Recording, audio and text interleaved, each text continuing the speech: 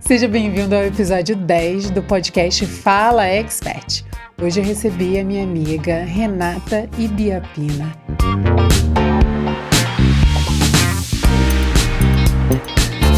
Ela é casada, ela é mãe de 2, ela é doutora, ela é médica, ela é advogada, ela é auditora, ela é mentora, ela é minha amiga de novo. Com certeza. É um prazer enorme te receber. Obrigada, eu sei que a sua agenda é super lotada, né? A gente vai falar muito sobre isso, como dar conta de tudo isso. Inclusive o Natan falou um negócio muito interessante. A gente acha que tem que dar conta de tudo e tem que ficar tudo perfeito. Não, dá para deixar um prato cair, não é isso, Rê? Dá para deixar um prato cair. Delegar é vida. Eu estava adoecendo quando eu achava que eu tinha que dar conta de tudo. Olha. Eu achava que eu tinha que ser a Mulher Maravilha e eu não era. E aí, sabe o que eu ganhei? 3 hérnias de disco e fui forçada a parar por 6 meses porque eu tive que aprender que eu não era uma máquina. E ali eu aprendi a delegar. E delegar é vida, é vida. Não quero outra vida. Então hoje eu dou conta de tudo porque eu tenho pessoas estratégicas, eu tenho sócios, eu tenho parceiros bem estruturados em cada um dos meus negócios. Então tudo que eu faço eu tenho uma pessoa-chave estruturada para tomar conta do operacional e eu entro ali com a parte da expertise, com o desenvolvimento do projeto, desenvolvimento de ideias, o networking, que a gente sabe que é a base de tudo, né? Sem networking não tem empresário que sobreviva. Não tem. Não tem. E algo que me chamou muita atenção quando eu conversei com você, por uma das primeiras vezes que a gente conversou foi... Ela falou assim, Duda, todos os lugares que eu entrava não tinha um treinamento escrito, não tinha um script. Todas as pessoas que entravam tinham que aprender tudo de novo. E eu criei uma metodologia. E hoje eu comercializo essa metodologia. Mas não é porque, ai, nossa, capitalista, nada disso. Quando ela comercializa, ela potencializa outras pessoas, outros médicos, ela permite que as pessoas tenham qualidade de vida, que elas se tornem as melhores pessoas dentro das suas especialidades, né? Exatamente, exatamente. Eu sou médica, 24 anos de formada, né? Já ia falar 23, mas eu já tô indo para 24. Nossa, eu mesma me assusto quando eu penso nisso. Mas 24 anos de formada e desses 24 anos, 17 anos dentro da auditoria médica, né? Eu comecei pela especialização de anestesia, uma formação longa em trauma. Quando eu comecei, eu perdi as contas já de quantos baleados de crânio eu anestesiei na minha vida, quantos politraumatizados, isso aí eu parei de contar há muito tempo atrás. E quando eu comecei a fazer a medicina privada, trazer isso para o privado, eu comecei muito focada com ginecologia e obstetrícia. E eu anestesiava para 10 equipes de ginecologia e obstetrícia, muitas fazendo parto normal, né? A gente hoje em dia tem toda a questão do parto humanizado, então é aquele acompanhamento de trabalho de parto ali mais demorado. Então a ideia que eu tinha de que quando eu viesse da medicina pública para a medicina privada, quando eu saísse do plantão e eu viesse para a medicina privada, eu ia conseguir desacelerar, eu ia conseguir estar mais em casa, eu vi que não aconteceu. Porque eu continuava, imagina, tinha dias que eu fazia 10 partos um dia, eu ia para perinatal 7 horas da manhã, eu saía de lá 2 horas da madrugada, quantas e quantas vezes. Então eu só vi mudar do sistema público para o privado, mas eu continuei, lógico que você tem uma compensação financeira, é óbvio, né? Porém, eu vi a minha saúde indo embora, o meu tempo de qualidade com a família indo embora, porque eu estava constantemente como se de plantão estivesse. E eu encontrei na auditoria uma forma de desacelerar, de conseguir organizar os meus horários, de conseguir ter tempo de qualidade com a minha família, de conseguir ter organização na minha vida, porque eu só trabalhava em horário comercial, eu tinha princípio, meio e fim, hora para sair, hora para chegar, né? E quando a auditoria descobriu que o modelo híbrido e que o modelo home office funcionava, aí foi o céu, né? Hoje eu trabalho 100% dentro da minha casa, eu não quero outra vida. Isso.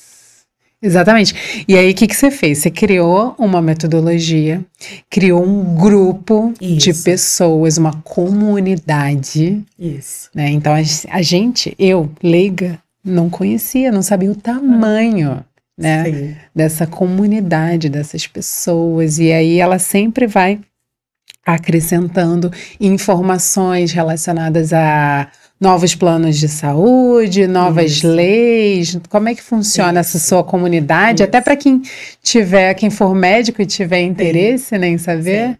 O que aconteceu? Dentro do universo da auditoria médica, eu me apaixonei tanto, tanto, tanto, tanto por aquilo, que eu comecei, eu sempre fui igual um polvo, né? Me dá o espaço, eu vou botando um tentáculozinho, e quando eu olho, eu tô com vários ali distribuídos aonde eu alcanço. E eu comecei a galgar dentro da operadora outros setores em busca de conhecimento, querendo aprender um pouquinho mais, até que eu cheguei no jurídico da operadora. E eu descobri que o jurídico e a área médica, eles tinham muita dificuldade de comunicação, porque o juridiquês não se comunica com o mediquês. Então, às vezes, eles precisavam entrar num alinhamento para fazer uma defesa técnica da operadora num processo ou uma negociação, mesmo em nível de ANS, e não havia uma comunicação efetiva. E eu consegui, com muita naturalidade, desenvolver um meio termo de comunicação que eu não boto nem tanto juridiquês, nem tanto mediquês, e eu consigo fazer todo mundo se comunicar. Eu descobri que isso era bom, era gostoso de fazer. Aí eu fui fazer direito. Porque ela é imparável. Aí eu fui fazer direito. Então, hoje eu tenho um escritório de direito médico, onde eu faço essencialmente defesa médica e faço assistência técnica processual para as operadoras de saúde. E eu levei isso tudo para a minha prática de auditoria médica.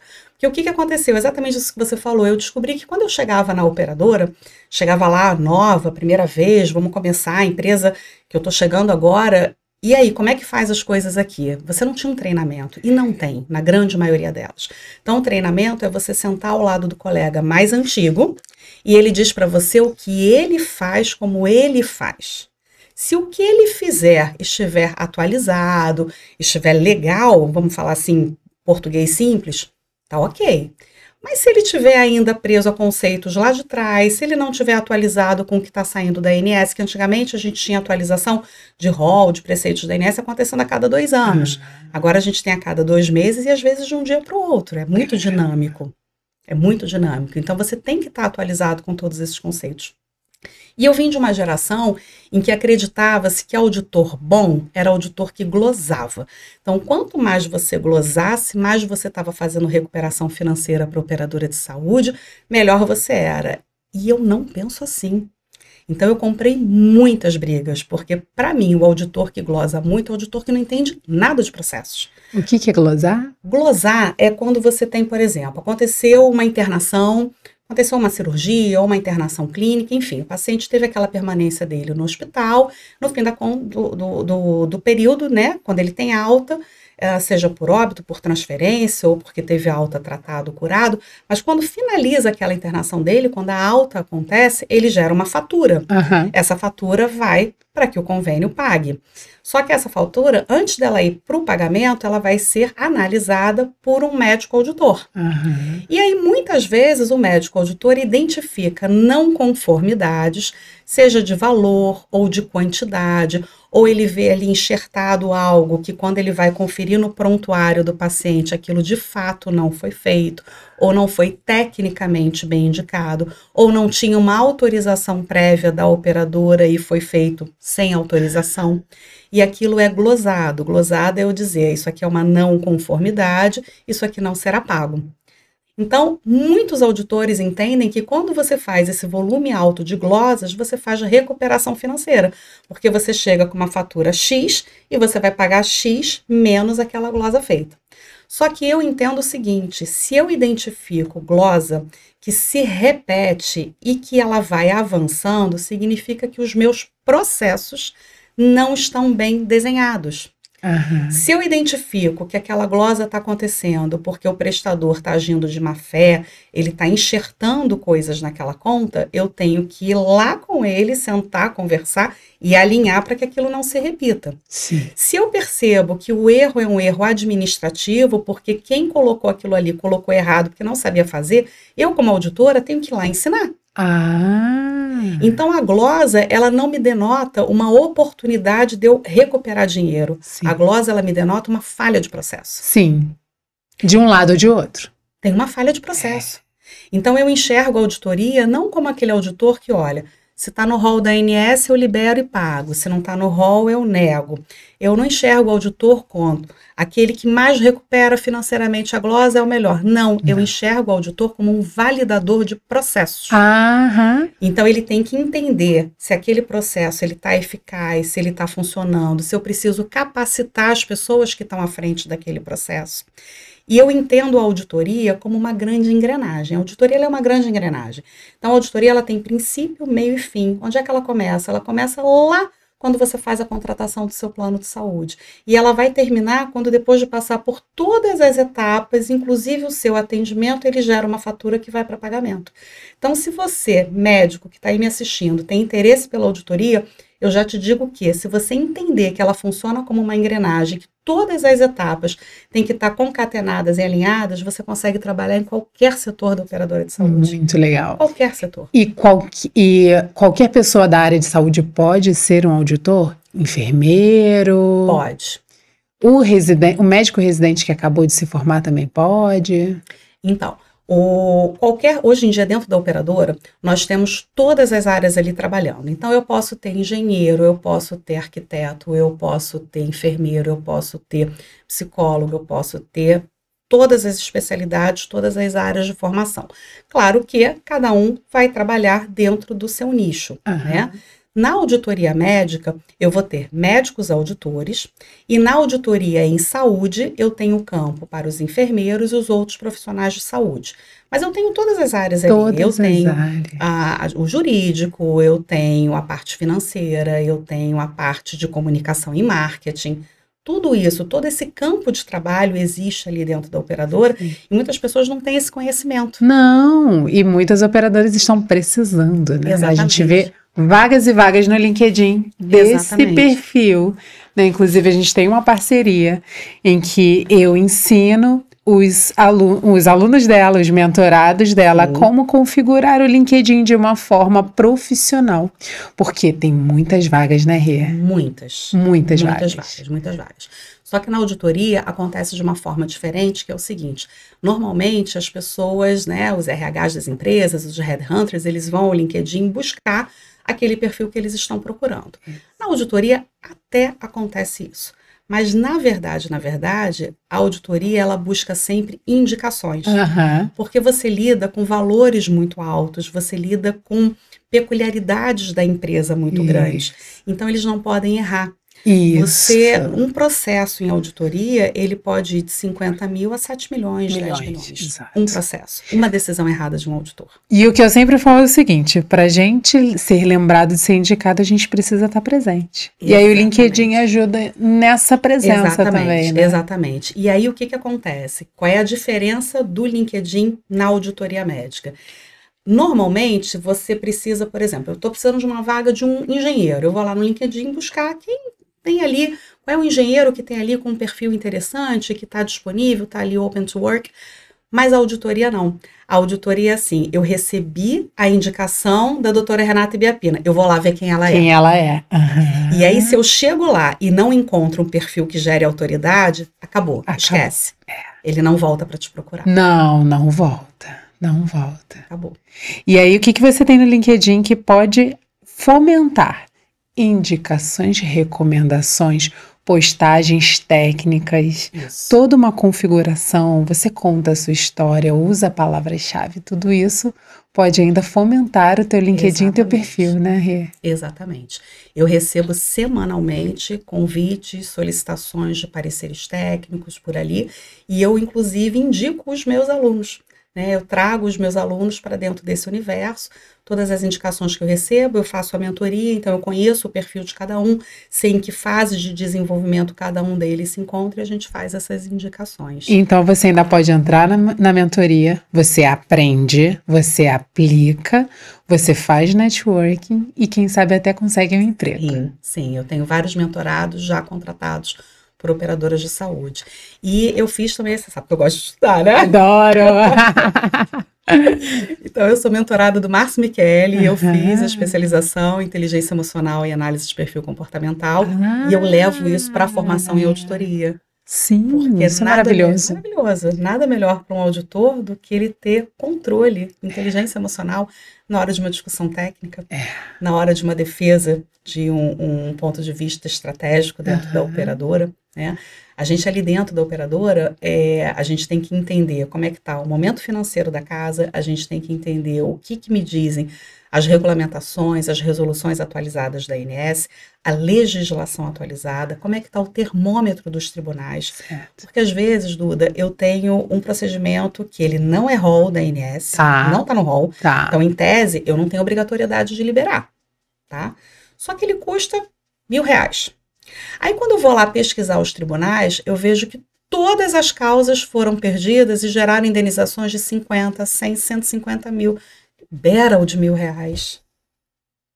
Eu vou glosar 1.000 aqui e vou perder lá no tribunal. Exatamente. Então a decisão ela tem que ser estratégica. Você tem que conhecer o teu ecossistema e tomar uma decisão estratégica. E é isso que eu ensino no curso de auditoria médica, na mentoria de auditoria médica.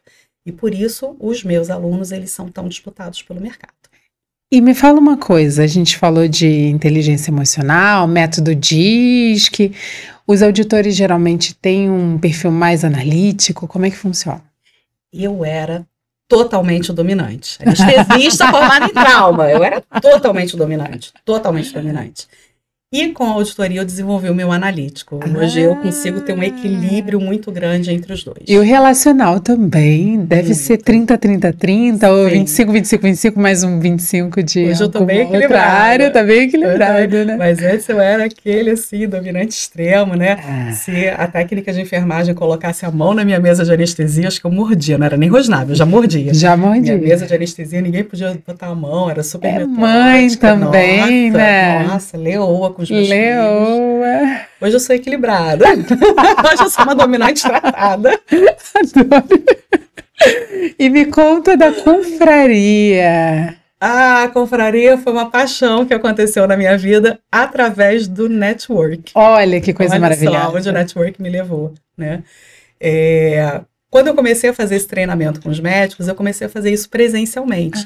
Então, eu comecei a treinar dentro das empresas, porque, na verdade, eu desenvolvi a metodologia para mim. Sim. Eu não desenvolvi para fazer daquilo uma venda comercial, desenvolvi para mim, para o meu dia a dia, porque eu sentia a necessidade de ter uma estrutura bem desenhada de trabalho. Lá, a minha metódica, né? Totalmente. E aquilo foi dando certo, e os meus gerentes, os meus coordenadores começaram a pedir que eu treinasse os auditores que viessem depois de mim. E assim foi. Até que um belo dia me disseram assim, por que você não leva isso para o digital? Por que você não amplia esse alcance? Por que você não leva para pessoas que você não teria a oportunidade de conhecer presencialmente? E aí, minha primeira resposta, eu sou médica, não sou blogueira. Foi a minha primeira resposta. Eu falei, não vou de jeito nenhum, isso não tem nada a ver comigo, não vou. Mas você pensou, eu gosto de dinheiro... Eu posso escalar. Tudo. Você sabe que isso foi a última coisa que eu pensei? Sério? Sério. Eu gosto tanto do que eu faço e eu gosto tanto de entregar valor para as pessoas que no início eu comecei a fazer as mentorias e eu não cobrava. Mas aí as pessoas não valorizam, né? Eu fui aprender isso. Você foi aprender isso? Eu fui aprender isso. Aí eu aprendi que eu tinha uma dedicação enorme do meu tempo. Sim. Eu tinha o prazer de ver a entrega do resultado, de ver aquela pessoa acontecer. E eu comecei a observar que eu estava muito do meu tempo dedicado a isso, então eu estava deixando de gerar valor financeiro, renda e outras questões, até atenção mesmo, né, tempo presencial para minha família, e não estava tendo tanto esse retorno de valorização, porque o que é gratuito as pessoas não consideram. Não consideram. E o teu tempo, a tua hora, ela tem um valor muito grande. Eu não cheguei aqui ontem. Foram uma faculdade de Direito, com uma especialização pós, uma faculdade de medicina, com uma especialização em anestesia, 17 anos de auditoria. Alguns burnouts. Para eu chegar onde eu cheguei, né? Mais um investimento grande numa mentoria em especialização em inteligência emocional. Mais algumas horas perdidas com a família. Então isso tem um valor. Isso tem um valor e que não pode ser negligenciado, mas eu aprendi isso ao longo da jornada. Aprendi isso ao longo da jornada. Então, quando eu comecei realmente pela entrega do conteúdo. E fui completamente despretensiosa. Comecei com o curso do Érico Rocha. Quem nunca fez Érico na vida, né? Quem nunca fez Érico na vida? Então, eu comecei pelo Érico. E, inclusive, estou indo para São Paulo agora em dezembro, para o Mundo Legal. Paralelo, porque eu não perco, é meu xodó, né? Eu comecei por ali, eu sou cria do Érico. E aí, quando eu comecei totalmente despretensiosa, lançamento semente, vamos ver no que vai dar, ninguém me conhece. E eu abri e em 10 minutos eu vendi. Olha. Aí eu falei, nossa, tem alguma coisa aí, né? E eu, naquela mesma semana, eu recebi 28 mensagens de 28 lançadores querendo lançar o meu produto. Eu falei, gente, as pessoas estão enxergando alguma coisa que eu ainda não enxerguei. Tem um caldo aí para entornar, né? E aí eu fui desenvolvendo. Hoje eu tenho 3 turmas de 30 mentorados médicos em cada uma das turmas. E além da mentoria em auditoria médica, eu faço também a mentoria para desenvolvimento de carreira, para transição de carreira, em inteligência emocional e comportamento humano para médicos. E já comecei a ser procurada também por advogados para fazer o mesmo acompanhamento. Ótimo. Né? Que não estava no meu trajeto, na minha trajetória ali, não estava na minha programação. Mas eu acho que Deus une propósitos. Ele vai te levando por caminhos e você vai desenhando. E foi nessa caminhada que eu cheguei à confraria. Porque o network ele foi acontecendo e através do network eu cheguei ao grupo de negócios, o Clube de Negócios Empresários S.A. E no Clube de Negócios Empresários S.A. eu gosto de falar muito nele porque foi o meu primeiro contato de network. Eu acho que gratidão é algo que a gente tem que ter a tudo que a gente faz na nossa vida, né? A gente tem que ser fiel e honrar as nossas origens, as nossas histórias. Então, lá eu conheci pessoas extraordinárias. Foi através deles que eu cheguei a você. Foi, né? que a gente tem um amigo em comum, que é Fernando Paixão, maravilhoso. Te amo. Tem que falar no Fê, né? Não ele jeito, não tem jeito. Ele explosão, não, né? Ele é nosso a coisa mais gostosa com paixão, do mundo. E lá eu conheci Fernando, Sim. né? E aí ele me abriu muitas portas, foram muitas pessoas. Meu primeiro processo de coaching eu fiz com o Fernando, foi dali que depois eu fui para o Márcio. E conheci Duda através do Fê, né? E esse network ele foi acontecendo, até que quando eu me vi, eu estava já envolvida com um grupo enorme, com muitas pessoas me procurando, muitas propostas acontecendo, e eu acabei me unindo a uma pessoa extraordinária, que você vai estar com ela daqui a pouco, que é a Ruth Vieira, minha sócia na confraria. E a Ruth já estava à frente da Confraria Mulher, ela já havia fundado a Confraria Mulher, e eu havia, em paralelo, fundado a Confraria Médica, que é uma reunião de médicos empreendedores. Então, eu fui descobrir dentro da medicina um universo enorme de médicos. Eu tenho anestesista com agência de turismo, eu descobri que existe cirurgião que faz robótica com alfaiataria de ternos italianos. Eu descobri um mundo que eu não descobriria fora da internet. Só que ele não tinha o nome confraria, ele tinha um outro nome. E a gente foi fazer um primeiro evento, eu pedi a Ruth para me ajudar, e ela virou-se para mim e disse assim, por que você não faz uma confraria médica? Aí ela até brincou comigo, ela falou assim, a gente faz uma casadinha da confraria médica com a confraria mulher. E no primeiro momento eu falei assim, gostei do nome, acho que o nome traz aquela sensação de irmandade, de coletividade. Mas eu não enxerguei muita conexão da confraria médica com a confraria mulher, mas vamos fazer e vamos ver no que dá. E hoje, a Confraria Médica e a Confraria Mulher, elas fazem parte de uma estrutura enorme, chamada Portal Confraria Brasil. Nesse Portal Confraria Brasil, eles descem 5 pilares. Então, eu tenho a Confraria Médica, eu tenho a Confraria Mulher, a Confraria Inclusão, onde nós desenvolvemos projetos e vamos desenvolver agora, em 2025, um congresso enorme sobre autismo, com o apoio da Prefeitura de Miguel Pereira, tá? Que acabou de inaugurar um grande centro de autismo na cidade. Nossa. E a gente está desenhando esse projeto com eles, inclusive no jantar de segunda-feira que você vai estar presente, a gente vai conversar sobre isso com o vice-prefeito eleito, que assume em janeiro e está à frente desse projeto. É um projeto lindo, levando muita transformação, muito conteúdo, vai tocar muitas famílias. E nós temos a Confraria Jovem para desenvolver o empreendedorismo jovem, e no centro de tudo isso desce o pilar da Confraria Negócios, que é onde se concentra todo o nosso network. E ali nós reunimos cerca de 1.000 empresários. Olha, adorei saber. E foi o network que me trouxe até aqui. Exatamente. E eu quero que vocês prestem atenção numa fala da Renata. Muitas vezes nós somos multifacetadas. Sim. Já como mulheres já somos nascidas multitarefas, né? E muitas vezes assim, eu não sou religiosa, mas eu gosto muito das parábolas, né? E assim, eu acredito muito na parábola dos talentos. A gente vem com tantos talentos e muitas vezes outra pessoa de fora vê o nosso talento, vê o nosso brilho, aponta pra gente e fala assim, ali tem alguma coisa. E aí a gente pega esse talento, às vezes a gente esconde, guarda, deixa fechadinho. Não, a gente tem que colocar no ar, né? E foi isso que aconteceu com a Renata.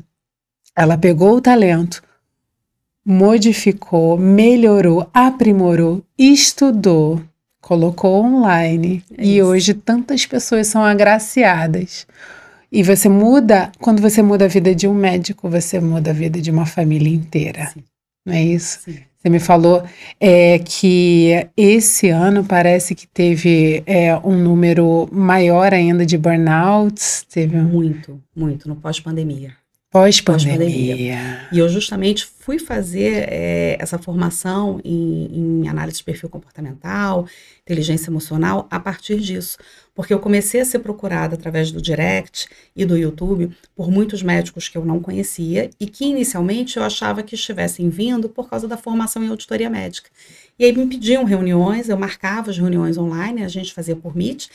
E quando chegava na reunião, ele não queria nada da auditoria, ele queria me conhecer, saber como eu tinha conseguido sair daquele ciclo de exaustão e como é que ele podia fazer para mudar a vida dele. E eu fui entender o quanto essas pessoas estavam exaustas. A pandemia foi muito pesada para todos nós, cada um teve a sua história, cada um teve a sua vivência, mas para quem estava ali à frente do cuidado, para as equipes de saúde, são histórias muito pesadas.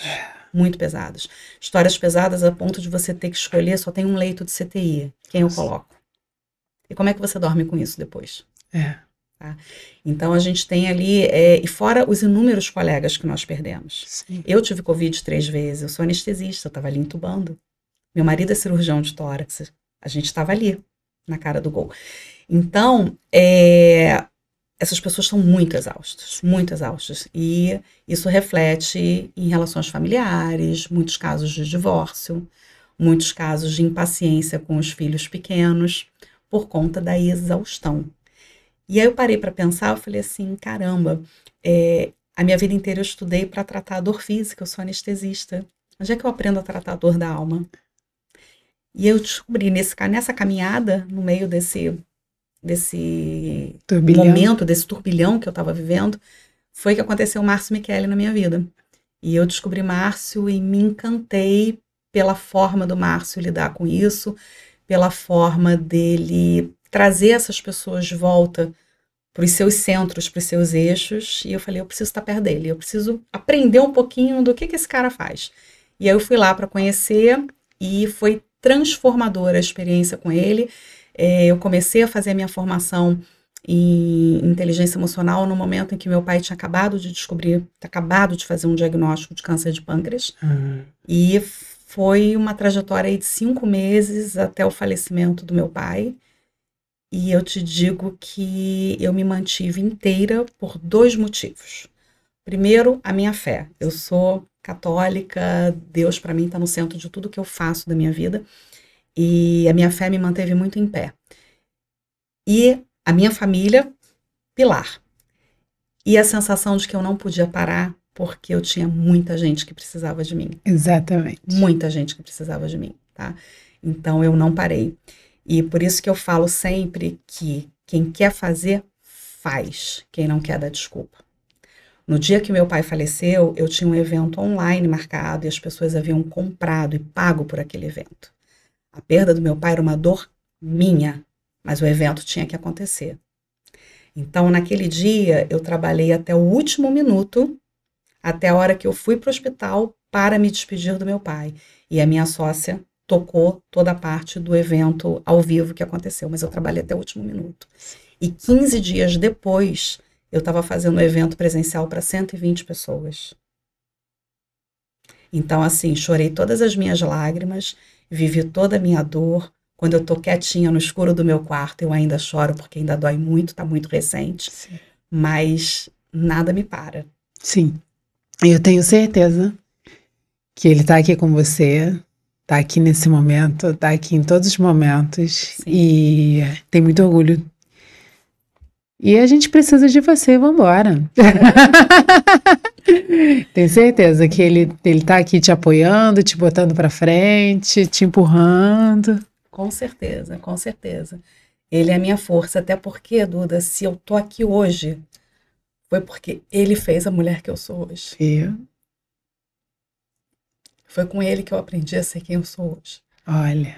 Então eu quero um conselho do seu pai. Eu não vou te pedir um conselho de elevador. Eu quero um conselho do seu pai. Conselho do meu pai. O meu pai, ele me dizia duas coisas a minha vida inteira. Primeiro, ele me dizia assim: você não tem problemas. Você pode ter tropeços e dificuldades, mas você foi criada para ser feliz. Não puxa para os outros os problemas que não são seus. Eu cresci escutando isso do meu pai. Principalmente naquela época de adolescência, quando você começa a conhecer os namoradinhos, ele falava assim: esse problema não é seu. Você não precisa puxar para você problema que não seja seu. Uma coisa é você dar suporte para um amigo que precisa de um ombro. Isso aí a gente vai fazer sempre, porque isso é humanidade, né? Isso é amizade, isso é humanidade, você tá junto. Mas uma coisa é eu entender que aquela dor é dele e eu vou ajudá-lo a tratar aquela dor, mas eu não vou puxar para mim a dor que não é minha, e a gente faz muito isso. Muito. Muito. E é muito pesado. É sim. E é muito pesado. E o outro ensinamento que meu pai dava era exatamente isso. A vida e as relações entre as pessoas, elas precisam ser leves.